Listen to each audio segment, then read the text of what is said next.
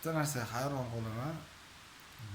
Hammada shunaqa tanish bilish, do'st, birodar bo'lsa kerak, jigarlar bo'lsa kerak. Ana dam olishga borganda yoki qurilishlarga ishlagani borganda karavotlar bo'ladi-yu, ikki palubali shkonkalar bo'ladi-yu, tepapasi. O'shanaqalarda ikkinchi etajiga chiqib oladida,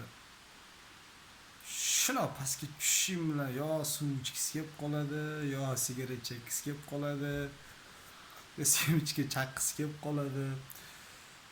Shuna sakrab tushsa bo'ladi, yo sani poylab turadi-da.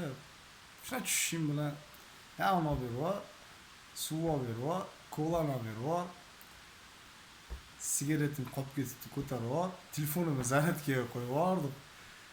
Men hayron qolaman. Buyruq berish yaxshi ko'rsatadi borku.